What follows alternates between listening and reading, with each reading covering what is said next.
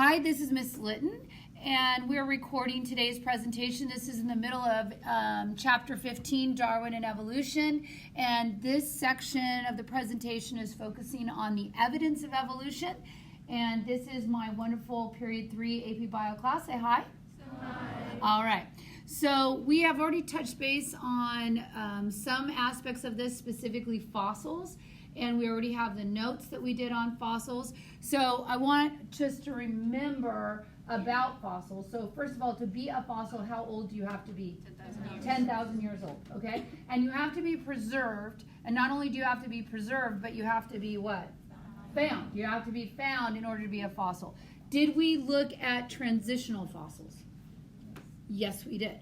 Okay, so I want you, before we look at the transitional fossils, to remember it's not just a thing, a bone that could be a fossil, but it could be an imprint, it could be like a wormhole. Those types of things are also fossils. So the idea is when you look at the fossil record that it supports common descent. And we went over last time the transitional fossils. Let's see if we can remember what the transitions are before I bring them up. So if we said that all life starts in the ocean, right? So you would start with a fish. What type of organism would evolve from a fish? Amphibian. So we looked at a transitional fossil between a fish and an amphibian, and there are still fish today, I believe they're called mud skippers, and they will go from one watering hole to another watering hole using their fins almost like as appendages to move across the mud to get into another little watering area. Okay, so now we have amphibians. Who would evolve from an amphibian? Reptile. And again, we have transitional fossils there as well. Seymoria, because he wanted to see more. And so when you look at reptiles, the big difference between reptiles and amphibians is their ability to live outside of water as a support. Because amphibians have thinner skin, whereas the reptiles have more protected skin. Reptiles have amniotic eggs that are enclosed with a membrane inside of a shell, whereas amphibians always have to return to the water at some point or a fluid environment in order to protect their eggs. So those are the two big differences between amphibians and reptiles. Then who else could have evolved from a reptile? Birds, okay? So Archaeopteryx is your key one there as the transitional fossil. And then also mammals. And so Therapsid is a mammal-like reptile. It still has characteristics of a reptile, but also like a mammal. We also looked at we did, but this is the evolution of the horse, and we could see that the horse kept getting what? Bigger and bigger and bigger. What drove him to get bigger and bigger? Discuss with BioBuddy. Go ahead.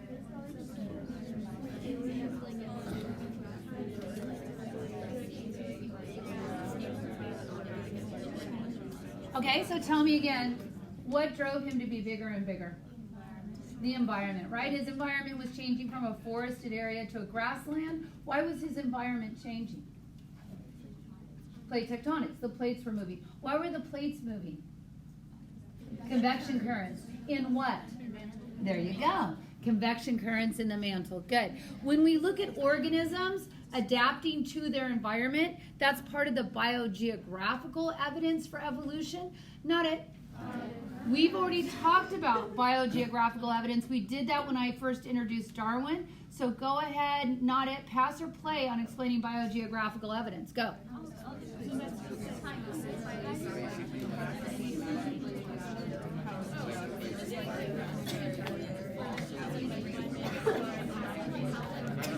this is what I owe you.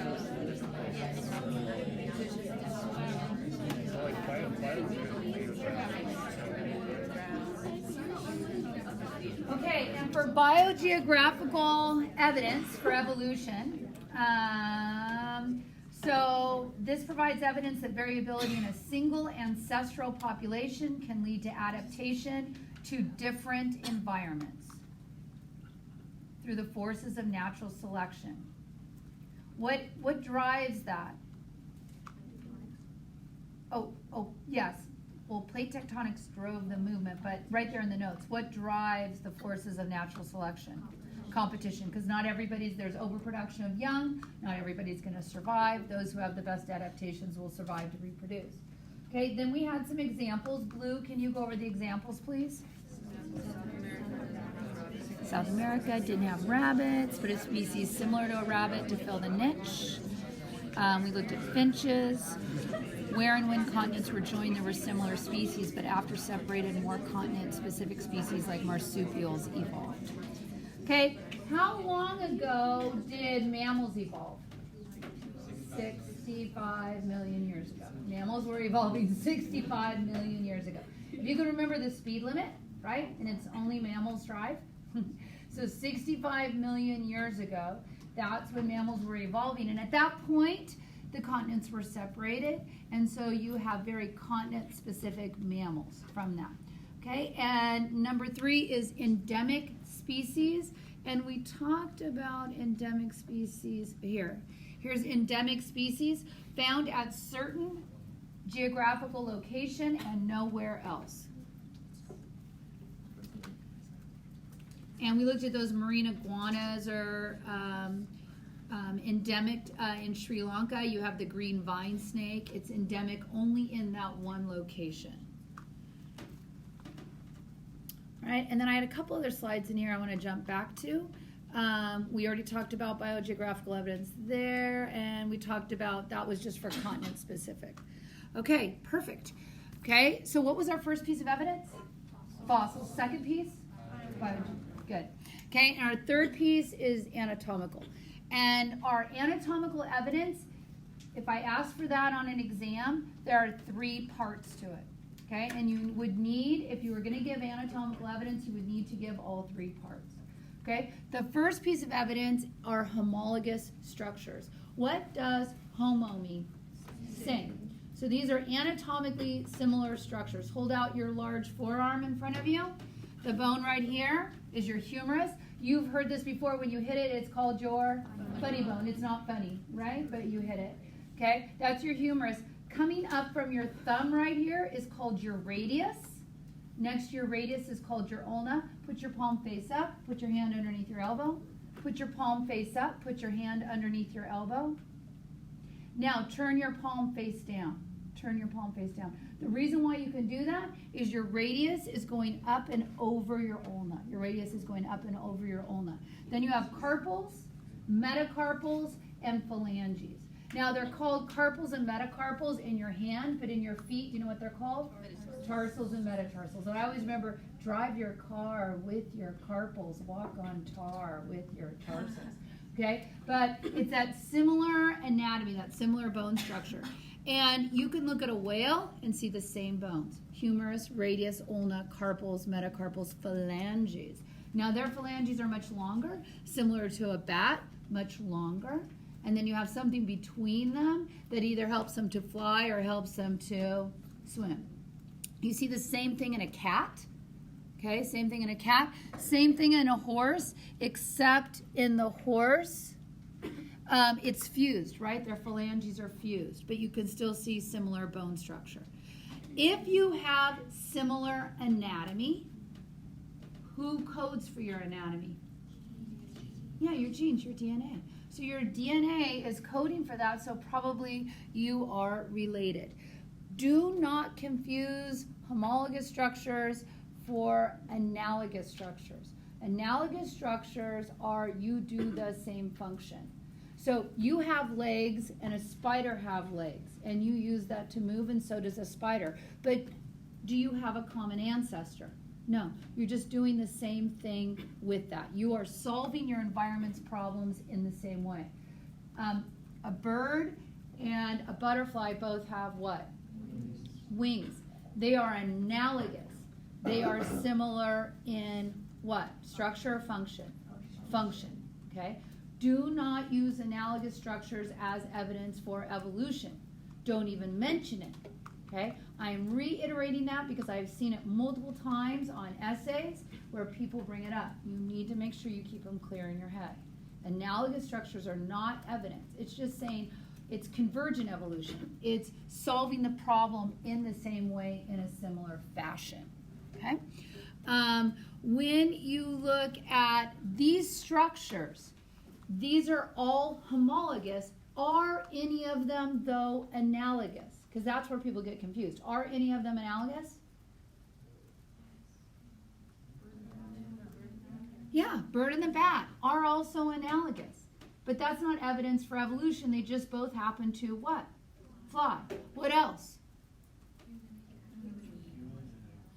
I don't say the human in anything, but I would say something else. Horse and cat. A horse cat, right?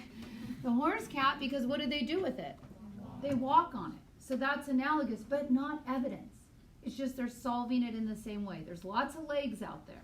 The ones that are homologous are pointing to a common ancestor.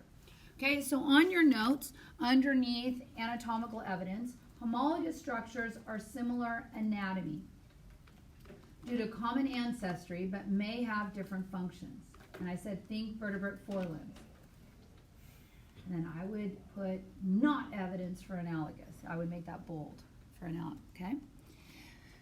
Second piece of anatomical evidence are vestigial structures. And we've already introduced that idea at the very beginning of this chapter when we looked at a whale, and we looked at a whale has a pelvic girdle, part of a pelvis, and it has part of a femur.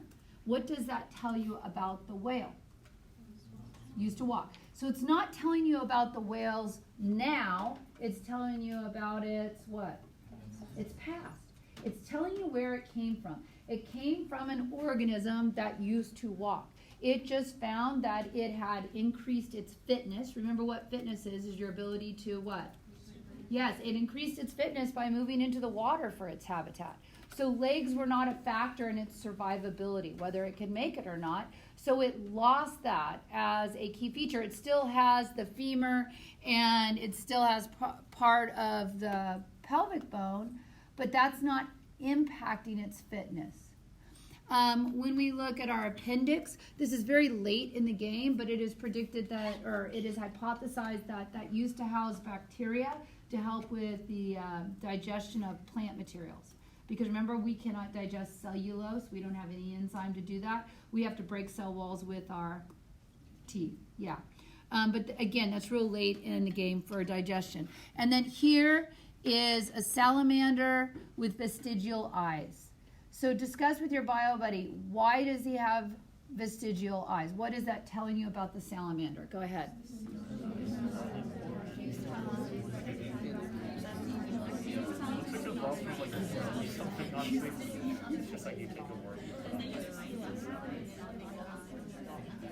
Okay.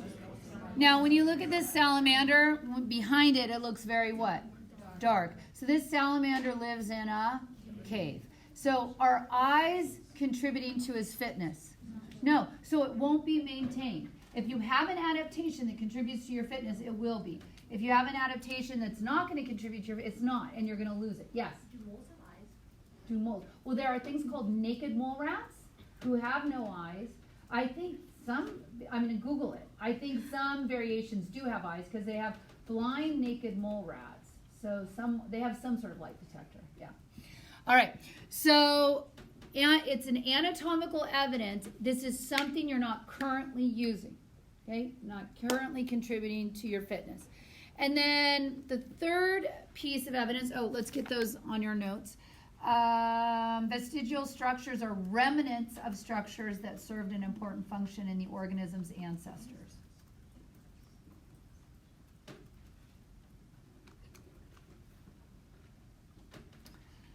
Okay? And then the third piece of anatomical evidence is embryological development. Now you read this chart from left to right, not top to bottom. Okay? And what you want to do there is you want to see similarities in embryological development. And the idea there is the more similar the embryos, the more what? Closely related. Exactly. Also, what embryological development can show you, okay? Embryological development can show you kind of evolution on fast forward.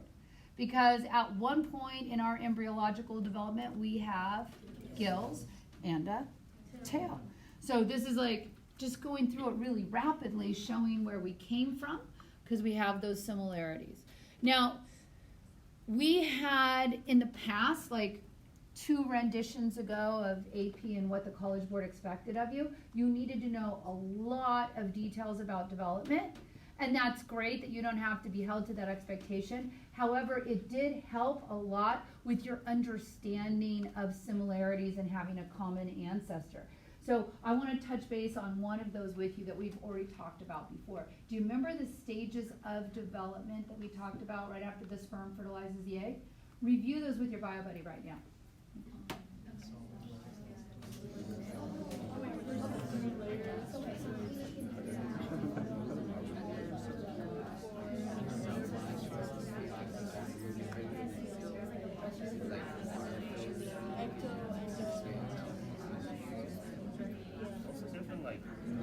Okay, so now with me, sperm fertilizes the egg and you have a diploid what? Zygote. Cleavage, cleavage, cleavage. You do a whole lot of mitosis without any growth and you get a what? Solid ball of cells called a morula. You pump in some salt. Who follows?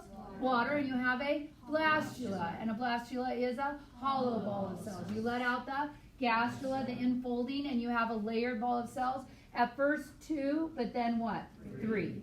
Okay, now, talking about that, the 3 layers, what was the middle layer called? Mesoderm. Okay, now, in the middle of the mesoderm of you and I is a cavity. That cavity that develops is called the coelom. The coelom holds our organs. If I took a slice right down the middle of his chest and opened him up, you would see his organs sitting in a cavity. You've seen enough movies and shows that you can imagine that, right? Okay, so he has, and you have, a tube within a tube system because he has this cavity inside that is a tube that his organs sit in, and then he has another tube to the interior of that. That's his digestive system, yes? So that's the tube within a tube. You remember when we talked about that center tube and the opening to it, when we form that gastrula, the inner cavity, what is that called? It will be the gut tube, but what is it called? Archenteron. And the opening to the archenteron is the blastopore. And for you and I, that blastopore becomes our anus. There's a whole group of animals called protostomes where the blastopore becomes their mouth. Now, they too have a coelom. Not all protostomes have a coelom, a cavity within a cavity like we do. Some are pseudocoelomated and some are acoelomated. But those that do have a coelom, the origin of that cavity, we're going to have to move this because I'm going to trip. The origin of that cavity is different than the origin of ours as deuterostomes, where our blastopore becomes our anus. There are multiple things that protostomes develop a little bit differently than deuterostomes develop. Another deuterostome, in fact, the only one you would be familiar with, is Echinodermata, which is starfish. So we're more closely related to starfish than we are worms or spiders or lobsters, okay, arthropods, okay? And that's because you can look in development how they develop, the way the cells move, the way the coelom forms, and see more similarities in the deuterostome line and other similarities in the protostome line, okay? And you are a deuterostome. So there's a lot with embryological development way before you get to these stages right here, you know, starting back when you're forming organs or even the gastrula, okay? So on development, we want to have developmental structures, embryological homologies. What does that mean, embryological homologies? Go ahead, have that talk.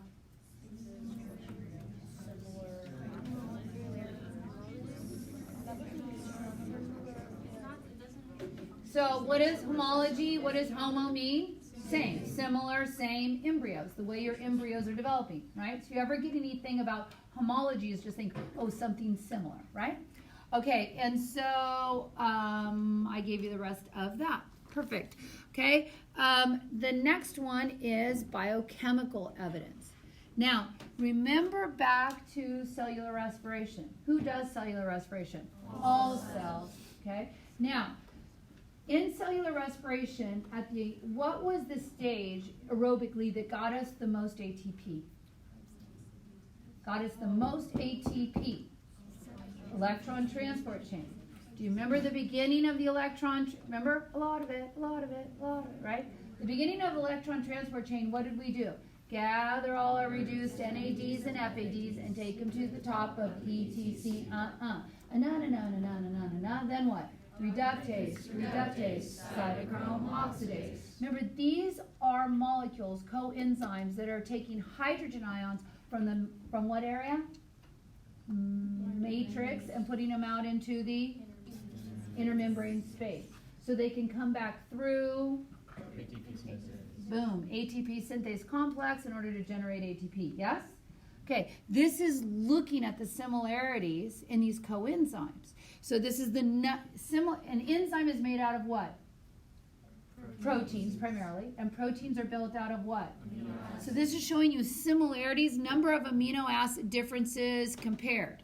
Okay, so you're looking at how many differences. Read your chart. 0 is up at the top here. Always got to read. This is a good example of you need to read your table, because you might read this and go, oh, look, they have even more and more differences. But 0 is at the top. Do you see that?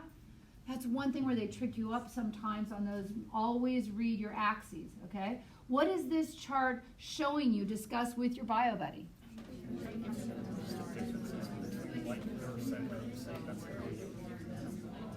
Did you have a POGL on this a long time ago? Where you were making comparisons? Did I give you that POGL? Yeah, thought I did. Yeah. Okay. So, more differences, the more distantly related, right? Okay. So on your notes, go to biochemical evidence, molecular homologies. Molecular homologies. What does that mean? Discuss with your bio buddy. All right. Almost all living organisms use ATP, DNA, and specific enzymes. We've talked about this before. ATP, DNA, and specific enzymes. Same triplet code for the same 20 amino acids. Okay, now, what part of our, yes? Yes,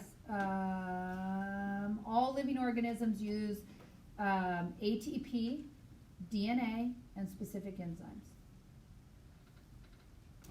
Okay, what part of our genome is expressed? Exons. What is not expressed? Now, remember we said, what is the purpose of those introns? Variability. What else? Regulatory. And maybe failed attempts at evolution, right? Okay. It is not unusual to see similar exons, like the Hox genes for development, right? What is more unusual and harder to explain, unless there's common ancestry, is having similar what? And we do. Okay? That's the stuff that we're not expressing as a protein. Maybe, remember we talked about the paradigm shift of the central dogma? Maybe expression is the RNA. Maybe that's the ultimate thing, and just some of them happen to be also proteins, right? But currently, as we understand the central dogma, then we're saying, wait, your genetic junk, or the parts you're not using, are only regulatory or failed attempts at evolution. That's the same? The stuff that you wouldn't know. Because when we think about natural selection, who is selecting it? Nature. If you do not express it phenotypically, nature cannot work on it. Do you see that? If it's never expressed, if it's hidden, nature cannot work on it, right? Because you've never expressed it. So the only way you could have things, the DNA that's the same, that you never express, is if you had a common ancestor. Okay, so that's a big piece of evidence. So similar introns, similar introns. Okay, then a high degree of similarity in amino acids for cytochrome C. We just looked at that. Okay, your last piece of evidence that we're going to look at is developmental biology evidence. Developmental biology, we touched on this when I chose to throw in the development chapter. Remember, they're not holding you to it on the AP exam, but aspects of it, right? And so, not it. Pass or play. I'm going to make this bigger and work its way down, and you're going to explain and review those Hox genes. So go ahead, start.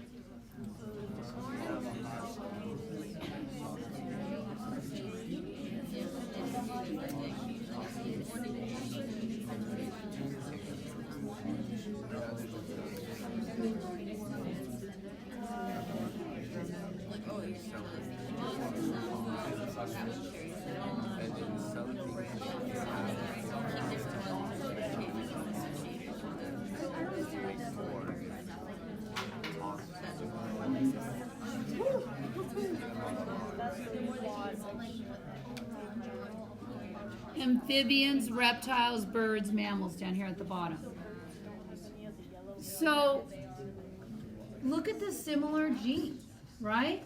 Similar genes related, that probably means we had a common ancestor, okay? A common ancestor. And then I forgot to pull out this side note last class. I don't remember what it is. Let's see. Oh, let's ping pong back and forth through these dots so we remember these key points. Oldest bio buddy, you're going to start with homeotic genes. Go ahead. At home, just read them to yourself.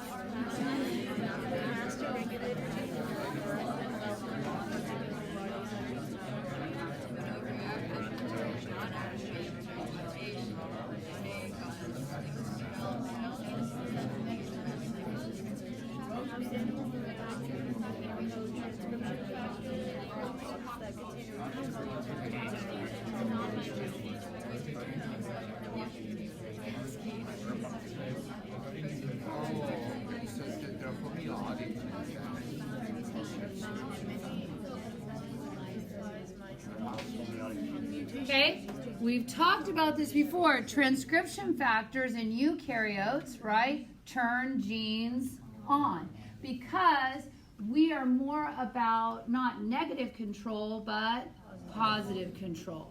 Okay, so it's controlling that expression. So these regulator genes, these Hox genes, these regulator genes are involved in control of gene expression.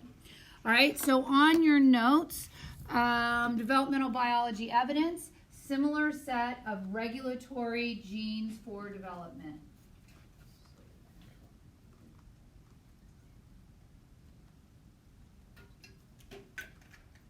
Can you touch on 2 and Slate touch on 3? Because I want to make sure you read it.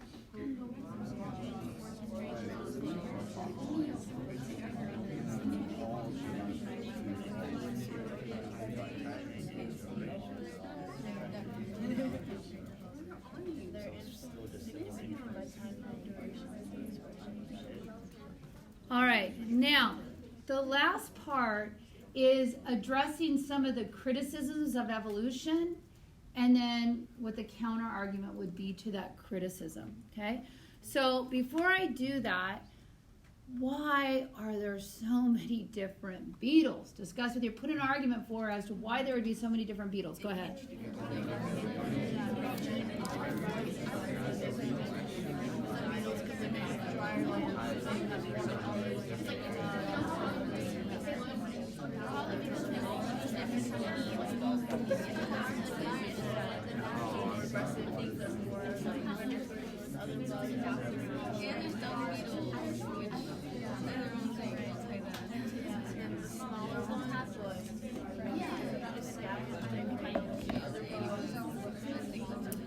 All right, so one of the criticisms, hats and hoodies are off. That's a criticism. Okay, one of the criticisms is that evolution is a theory about how life originated.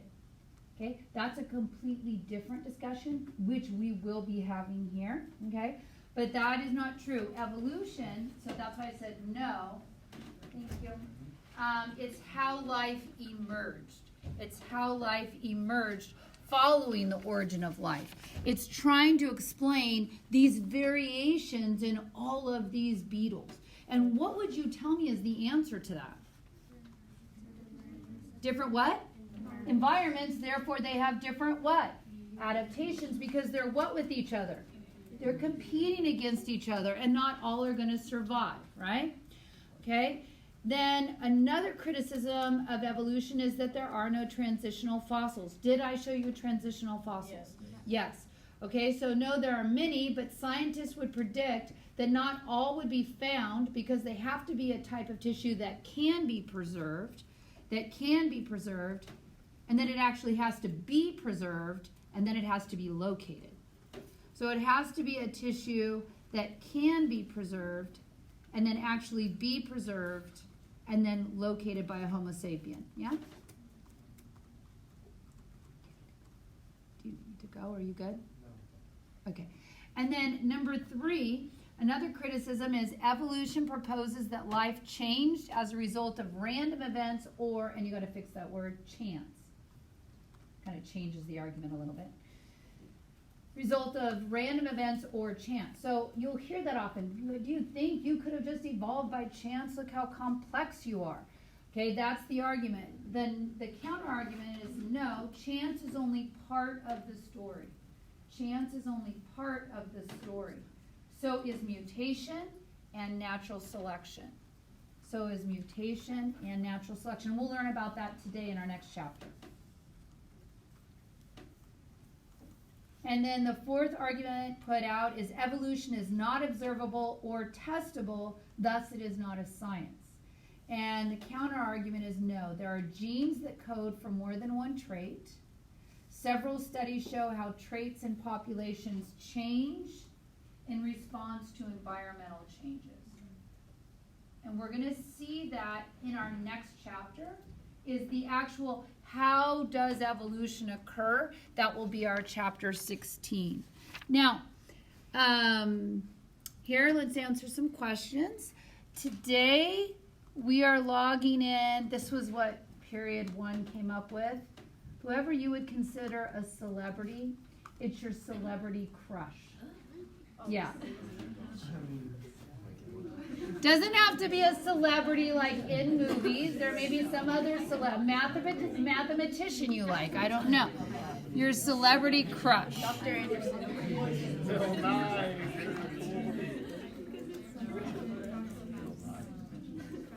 Yeah, somebody didn't walk out the door yet, so I'm going to remove you one more time.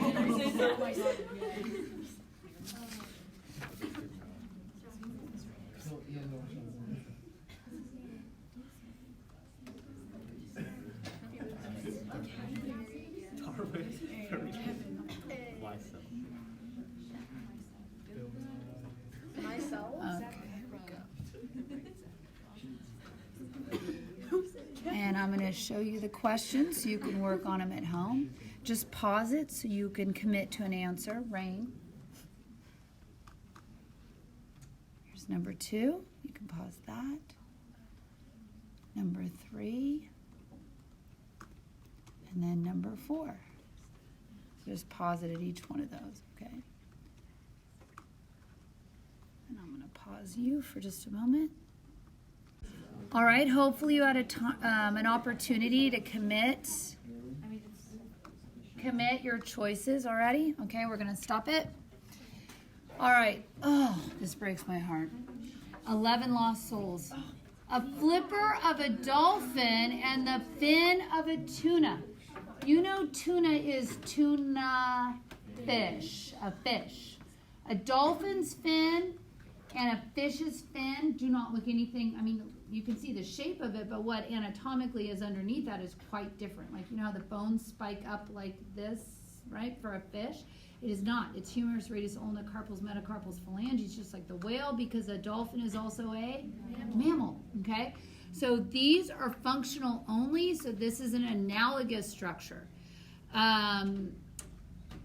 Gosh, 10 of you said it was homologous. Homogeneous, there aren't any homogeneous structures. There's homogeneous mixtures in chemistry. So I just made that up. All right? Tell your Baba, did you get that right or did you struggle a little bit? Okay. This is scaring me that this many of you are missing this. I got to tell you, it's disturbing. The wing of a bat and the arm of a human. Did we not look at the anatomical structures of those two? Okay. If you have the same anatomy, that's a homology, right? Homologous structure. Okay. Again, some of you went with some mixtures, and 8 of you said they're analogous. What does a bat do with its arm? Do you do that with your arm? Then it's not analogous. Seriously, you need to go back in those notes because I can't believe that many of you missed it. Hashtag disappointment. Okay, yes? So it's homologous, like even though they don't look exactly the same, like at all, it's still...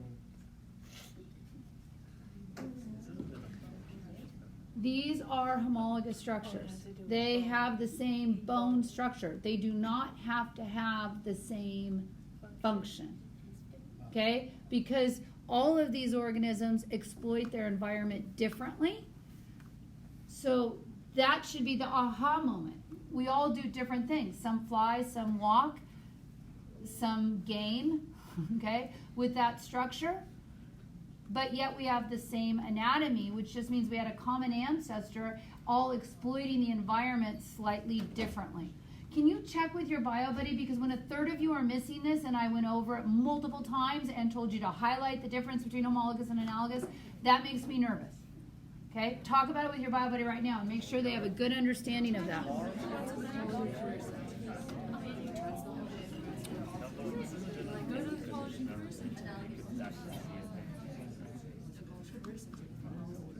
No. Did you just give it to the office? She told me to run to the college. See, no, I'm in class.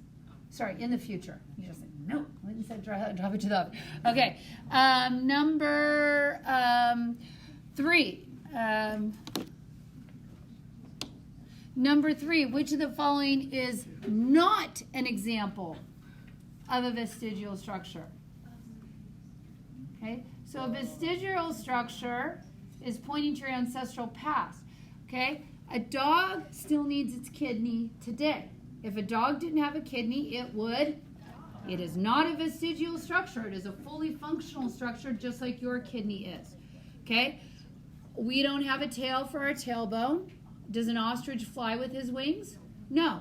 Could an ostrich have evolved from an organism, i.e. bird, that did fly with its wings? Yes. But an ostrich went for exploiting the feet. He can kick the crap out of you, but he would not be able to use his wings to fly anymore. Just like penguins, what do they use their wings for? Swimming. Okay? They're not using them for flying. That would be a vestigial structure or a repurposed structure, right? And then pelvic girdle in snakes. 3 of you picked that. That is a vestigial structure, right? That is a vestigial structure. All right, number 4. Oh, good. I'm glad most of you got that one. Okay, now, this is the end of this chapter.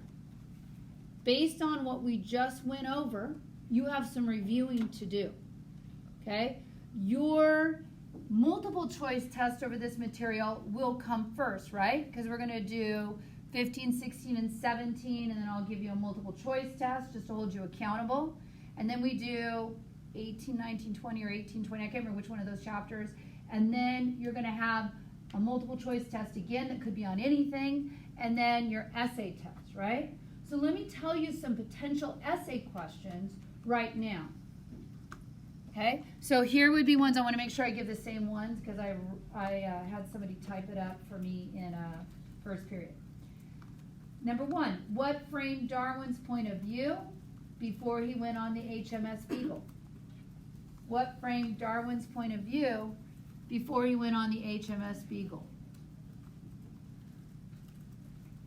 Number 2, compare and contrast Darwin's mechanism of evolution with Lamarck.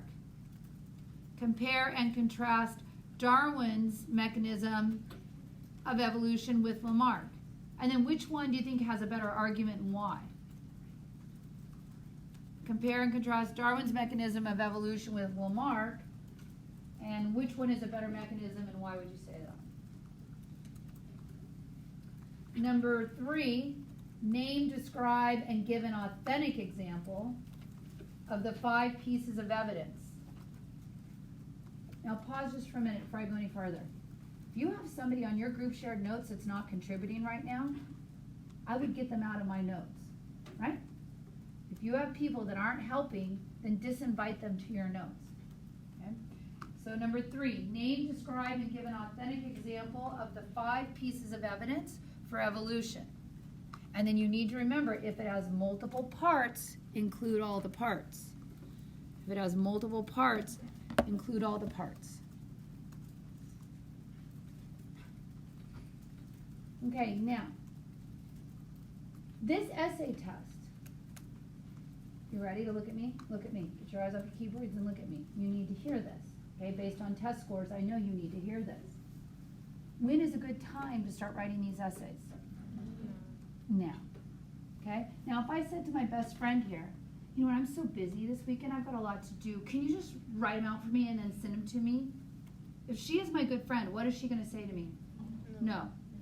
What could she say to me in response? What else? Write them yourself, and then what? We will grade each other's. Okay? If I read somebody else's work, I don't own it. I am trying to memorize the processing of somebody else, the summary, where they got to at the end, right? That does not mean you understand it. When I talk to you in class, I try to walk you to the conclusion that you're like, of course Darwin's work's better than Lamarck. I don't want you to memorize why they're different. I want you to understand why they're different, because then it takes memory out of the equation. The struggle is real. If you take away the struggle for your bio buddy, you are weakening them. They need to have the workout too. Their brain needs to go through the hurdles and figure out how to get over the hurdle. Do not take that away from them. And if you are lazy and you know who you are, if you're reading somebody else's manufactured essays, there is a reason why you are not successful. You have not done the work. And my friends, it's piling up. What unit are we on? 7. We are on unit 7. How many units are there? 8. Start doing the work. You need to go back, some of you, and do the work that you didn't do before. You are standing on somebody else's shoulders and you're saying you're tall. You're not. Do the work yourself. Once you've done the work, I applaud you getting together with somebody else and saying, what did you get? Let's grade each other's essays. Hey, you left off this. You should include that. That is absolutely beneficial. Okay? So, you will always be busy. When can you write these essays out? Determine that in your head. If you have a good friend, this is my best friend here, I'm going to say, when are you going to actually do it? Let's set up a deadline when we are going to exchange essays. And hold yourself to that. The sooner you do it after we finish, the better. I would say do it before I see you next class, right? Do it before I see you next class. Also, that will help you prepare for any kind of what? Quiz. Have that discussion right now with your bio buddy. And have it at home too.